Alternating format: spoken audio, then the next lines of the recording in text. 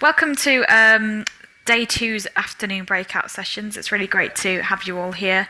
And as usual, just giving a quick thank you to our sponsors for the International Rare Disease Showcase. It wouldn't be possible to put on this event without them, so we're really grateful for all the support that they've given us. So without further ado, I would love to pass over to Mileva from Castleman Disease Collaborative Network, and she's going to be talking about patient advocacy and a collaborative approach to it. Okay, hi guys. One, thank you so much to Beacon for including Castleman Disease Collaborative Network in this. We're really excited to be here and to kind of just talk to all of you guys about our collaborative approach that we've used for our nonprofit and the success that we have seen with that. Prior to that, I just wanted to introduce myself. So my name is Mileva Rapaski. I am the Chief Patient Officer for the Castleman Disease Collaborative Network. In addition to my professional role, I'm actually the mother to one of our youngest Castleman disease patients. Her name's Katie. Before I dive into all the actual talk on our collaborative approach, I just wanted to start with a little bit of my backstory, why I got involved, what drove me to find some answers, which in turn brought me to Dr. David Feigenbaum when he was just starting the CDCN. So first, the first picture is on the left is actually my daughter a little over 8.5 years ago when she just started her diagnostic journey and had her first lymph node biopsy done. The next grouping of images in the center is just some of the bumps that she endured on her journey with Castleman disease. When she was about 15 months old, we found a large mass under her right armpit when we were changing her clothes. We spent months trying to figure out what was going on. Her pediatrician did lab work and ultrasound scans, referred us to oncology, who also did lab work, blood work, scans, and looped in infectious disease doctors. They also ran more tests, more scans. It took several months to get us to a point where they decided to do a full excisional biopsy of her largest lymph node. When that was done, it actually came back Castleman disease from pathology. It was pretty funny. The oncologist walked in and said, "Great news. It is not lymphoma. It is not leukemia. I don't think you have anything to worry about. I only heard about it once in medical school. It's called Castleman disease. Why don't you just head home, read a little bit more about it, come back in 2 weeks and we'll determine if there's anything else that we need to be doing." But he didn't think so. The more I read, though, the scarier it got. There was barely any information out about Castleman disease, but nothing out about Castleman disease in pediatric cases. I personally am a fixer, so I dove right in to figure out all that I could about this disease, but even more, find out who knew the most about it and connect with them. That is what led me to Dr. David Feigenbaum and the CDCN. When I reached out to him, he had said that they were about to have their first ever patient and loved one summit. And if I could fly out to it so that I could meet him in person, but also learn as much as I could about the disease at that time. So that's exactly what I did. I hopped on a plane. I flew to California. I met with him in person. I attended the summit.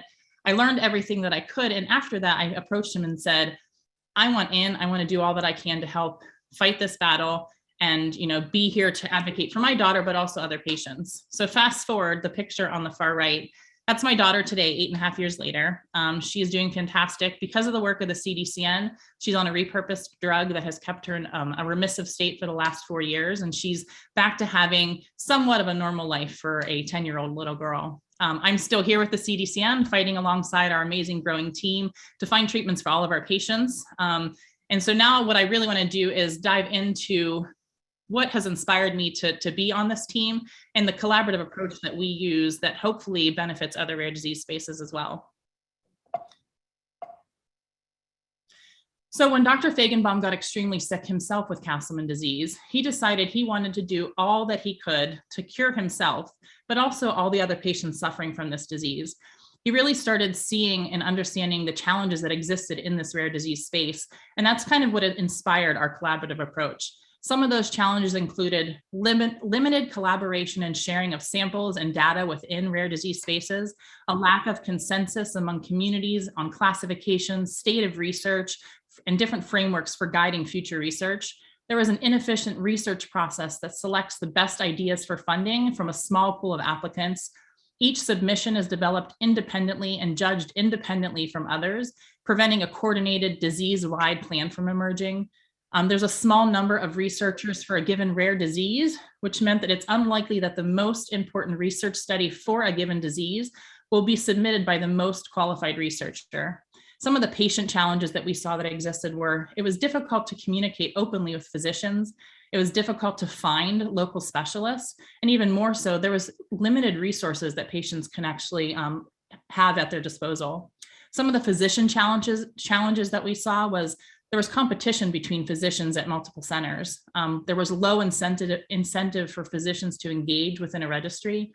PCPs or MDs were unsure even how to manage rare disease patients.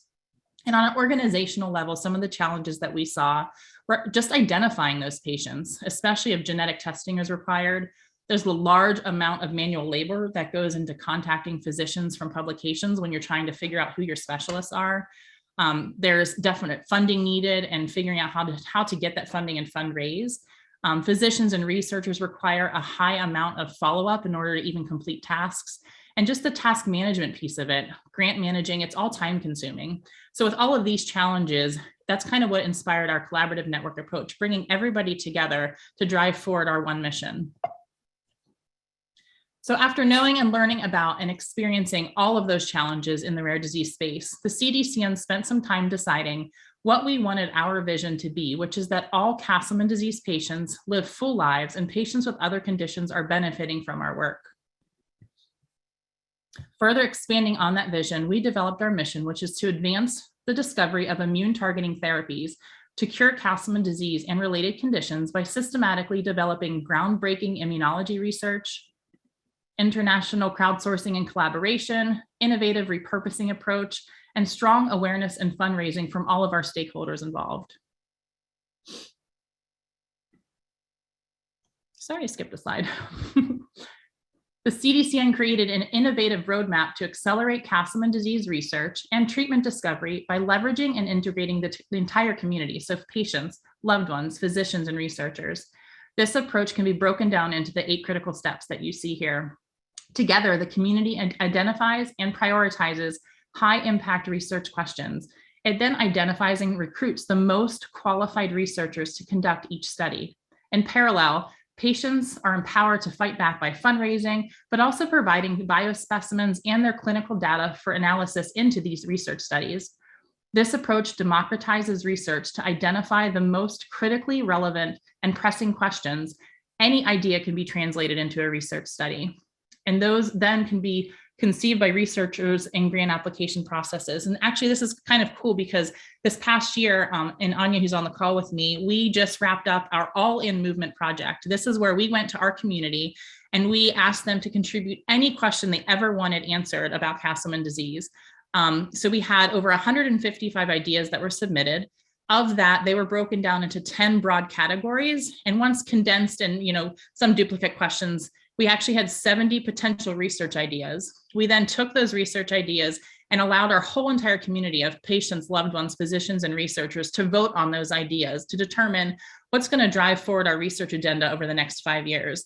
That list was then given to our SAB, and they prioritized the top 20 out of those 70 that were voted on to determine, one, the top 3 that we could have funding for now that could be started this year, and also an additional 17 that can continue over the next 5 years. And we then went back to the community and said, here's the list of the top 20 that you actually asked to have researched. Help us fundraise now. And so we're constantly bringing in all of the stakeholders in our whole entire community to be a part of everything that we're doing. So our collaborative 8-step approach leverages our entire community of stakeholders, like I said, which allows us to accelerate our disease research. Over the last 10 years, we've worked really hard to identify other treatment options for patients who do not respond to our first-line therapy. This has led us to look into off-label repurposed drugs. And at the beginning, when I mentioned my daughter, she actually is on a off-label drug, a drug that Dr. David Feigenbaum tried on himself. It put him also in a remissive state, so he's doing fantastic based off of this drug. He had no other options. My daughter also got to that same place, had no other options, and we tried an off-label drug on her as well, and she's doing fantastic.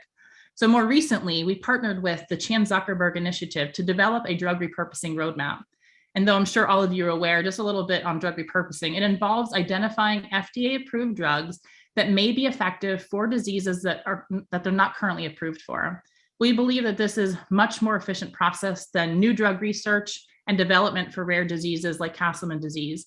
So we at the CDCN are committed to discovering new uses for existing drugs to save our patients' lives and helping support other patient organizations in their drug repurposing efforts as well. When we partnered with CZI, we actually came up with the repurposing of all drugs, mapping all paths, which is roadmap. This project proposes to fill some of those knowledge gaps through document analysis, surveys, and interviews, which are grounded in a participatory design approach. Ultimately, this project aims to not only answer the fundamental questions about the experience of drug repurposing from our stakeholders, but to also find a solution to some of those challenges that rare disease organizations are facing through the creation of an interactive tool. My colleague who's on here, Anya, she's actually the project lead for this project, and it's been really exciting. We just finished up our surveys in this space, and so it's been really exciting to see some of the responses that we've gotten and some of the data that's coming in based on the gaps that exist and some of the things that we are hoping to accomplish by creating this tool. So the next few slides are just an overview of some of the critical reasons for our small growth and success in our nonprofit. Patients are at the heart of everything that we do. They have contributed samples, data, funding, and continue to contribute to raising awareness about this disease within our community and their own networks. We would not have the success that we've had over the last 10 years without having such a patient-centric focus. Our team is also comprised of an amazing board of directors, our advisory council, our scientific advisory board, which is over 30 of the most brilliant minds in the Castleman disease space, which are spanned all over the globe.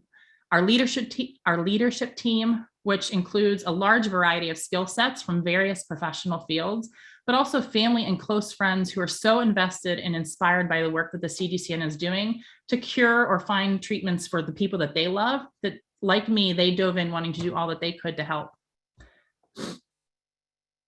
Our global research network has grown over the last 10 years to now have over 800 Castleman disease researchers and physicians spread across over 64 countries all over the world.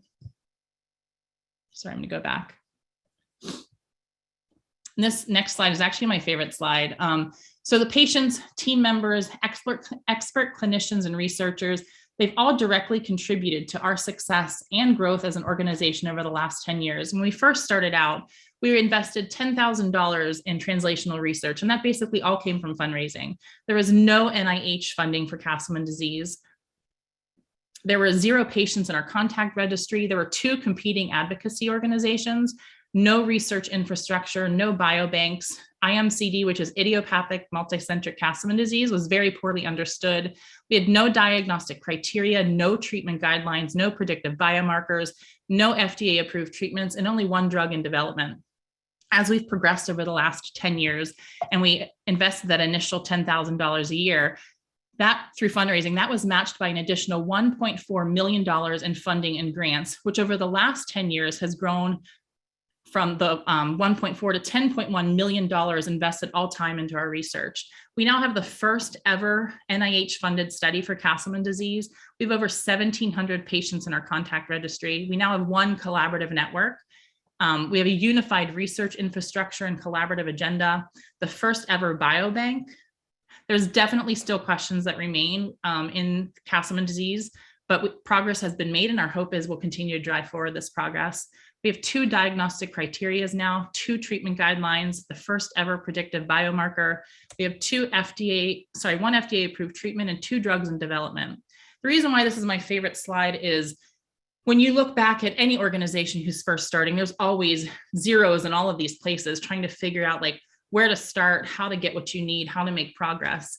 And to be able to look back over the last 10 years and to see where we started to where we are now is really exciting that we've made this progress, but also continues to drive us forward. You know, we want to fast forward 10 years from now and hope to see these numbers double again. And so it's exciting when we can look at our own impact, but also how we can take our impact and share it with other rare disease organizations. And that's pretty much what I wanted to accomplish today, kind of just educating everybody who's able to join us here today on our collaborative approach, what has made us work, what has been successful for us. And then I promise I'm not going to talk too much longer. I really want to just learn from you guys. I want to open things up to conversation with everybody here. Prior to doing that, I just want to thank all of you. Thank you guys for coming, for listening to me, for being invited to speak here from Beacon, and also to be able to give our knowledge to all of you.